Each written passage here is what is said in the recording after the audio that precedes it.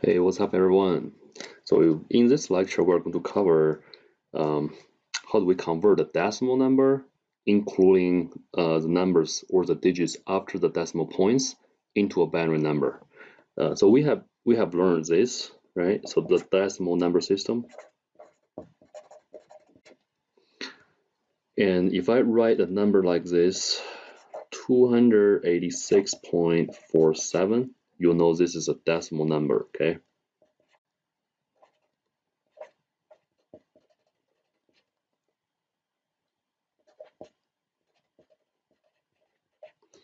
If I write a number like this, 286, it is also a decimal number. Usually we put a point here, 0.0, it's not going to change the value of this number, but it's also a decimal number, right? And what we learned last time is we know how to convert the integer part of a decimal number into a binary number. So for example, if we have 286, we want to convert it into the binary version, what we are going to do is we keep dividing this number by 2, and we get a result here, which is going to be 143, and the remainder is 0. And we do it again, we get 71, the remainder is 1. We do it again, it's going to be 35, remainder is 1. We do it again, it's going to be 7. So 17, the remainder is 1. 8, 1, 2, divided by 2, we get 4, and remainder 0, divided by 2, result is 2, remainder 0, divided by 2, result is 1, remainder 0, divided by 2, result is 0, remainder is 1. And then we look backwards, so it's going to be the binary version for this number. And we can do a really quick verification, use a calculator tool in your computer, and change it to the programmer mode. And now let's verify that. So the decimal number is 286, and you can look at the binary version. It's going to be 1, 1, 3 zeros, and 1, 1, 1, 1, 0. So it's got verified. This is how we did last time when we want to convert an integer into a binary number. Okay, so the integer is in a decimal form, and we convert it into a binary form. So what about the red part of that number? We can do it in a similar way, but keep in mind, when we are converting this part into the binary, we are not dividing 2. However, we are times 2. So let me do it really quick, and then I'm going to explain to you why.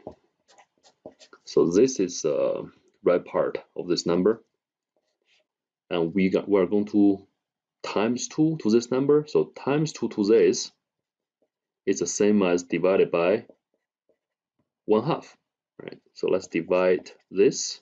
So it's actually times 2. So this one times 2 is going to be 0.94.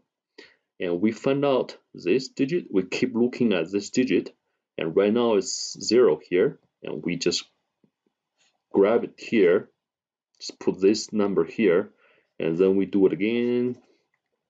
It's going to be 1.88, and we take this 1 to here, and we reset this to 0, and we do it again. So we are going to get, so this divided by 1/2 is going to be this times 2 will be 1.76, and we grab this 1 here and we reset it to 0, and we do it again. We are going to get 1.52, put it here, reset it to 0, do it again, and it's going to be 1.04, put it here, reset to 0, do it again.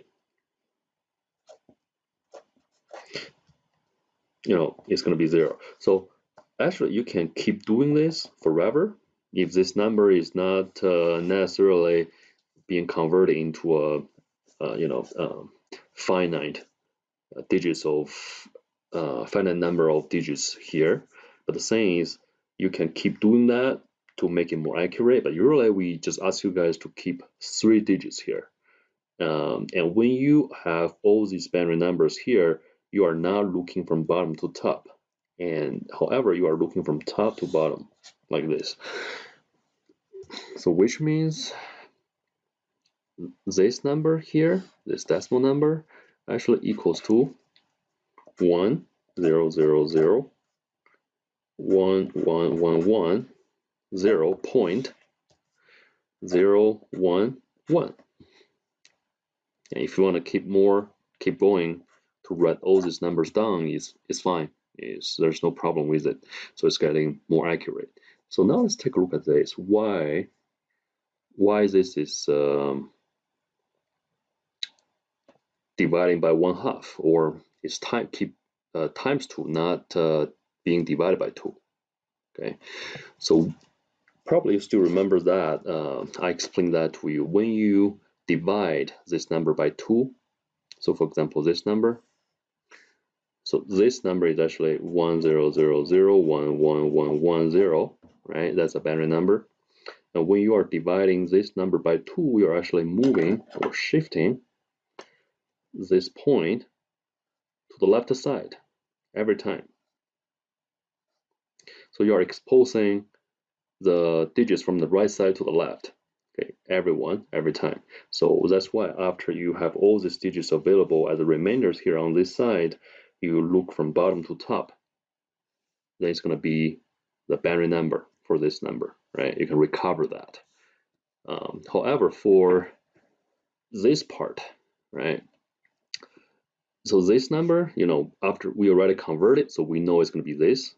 It's 0.011110. But before you get these numbers, you don't know what is this, right? But it's same concept. When you are times 2, this number times 2, you are shifting this digit, this decimal point, to the right side. Every time you times 2, you shift it to the right side by 1 digit. So the reason is, if you look at, for example, we look at one decimal number, 0.53, okay? That's a decimal number we are pretty familiar with, right? So when you times 10, you're literally moving this decimal point to the right side, right? It's the same concept. So times 10, you got 5.3, and then 5.3 times 10, you're going to get 53, right? It's moving this point to there.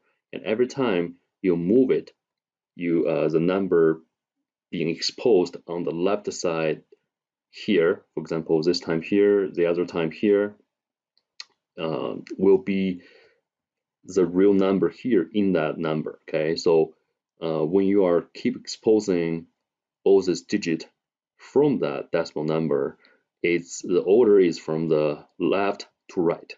So this will be the digit on the left side, and then keep going to the right side, to the left side, to the right side. So that's why I just want to use the order from top to bottom for all these digits to be put at the right side of the decimal point, or is a binary point here, right? You put it here in the order of top to bottom. So it's going to be exactly what's being contained in this number. You're actually recovering all these digits in there by doing this. So that's for decimal to binary. And we need to know another thing really quick before we quit, right? So what if it is hex? It's a hex number. How do we deal with that one? A hex number to a binary, binary to a hex, and in these numbers they have a point there. Have a hex point, have a binary point. How do we convert them back and forth? So for example, we have a hex number EF point AB. Right. So this is more straightforward than this one. Okay, this is a little bit kind of tricky. However, if you want to convert these ones, it's super simple, right? So this one, we just convert this to 4 digits of binary numbers for every digit here in the hex number.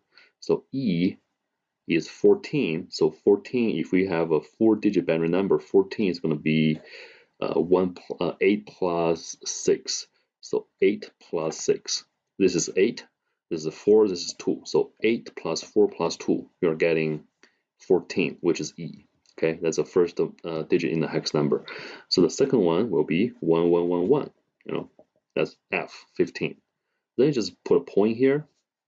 Just keep going. Okay, you don't need to do any divisions or multiplications. It's totally just directly write down these digits into the binary version. So A is 10. 10 is going to be 8 plus 2. 8 and 2, right? 8 plus 2 is going to be 10. So B is 11. 8 plus 3. That's it. That's how you convert a hex fraction, hex decimal number into a binary number here. And if you want to convert it back, you know, it's pretty simple. You just group all these numbers by 4s. But there's one thing you need to keep in mind, you know, which is if you do not have a number that can directly let you to group them in 4s. For example, you have more or you have less, so you just need to make up zeros in the front or in the end, you know, making some trailing zeros. So for example, if you have a number like binary number like 11011.11011 like this, how can we convert it into a hex number? Right. So we group them by 4s. To the left side of the binary point, we start from the left, group them by 4s, and from the right, for the right side of the binary point, we group them by 4s from the left to the right. Okay, for example, here, 4s not enough, we just make up 3 zeros in the front, and 4s not enough, we make 3 zeros, 3 trailing zeros. And now we just write it down in the hex version. So this is 1. This is 8 plus 2 plus 1, 8, which is 11, which is B point. This is 8 plus 4 plus 1, which is 13. 13 is D in hex. And this one is 1000, which is 8. Just put 8 here. So it's finally 1B point D8. That's the hex version for this binary number. All right, so this is how you convert hex version, which has a hex number, which has digits after the hex point, to a binary version, and then convert it back. And this is how you deal with a decimal number with digits after the decimal point to a binary and then convert it back. Okay, you need to know this, how to do this kind of conversions to do the homework, and hopefully you can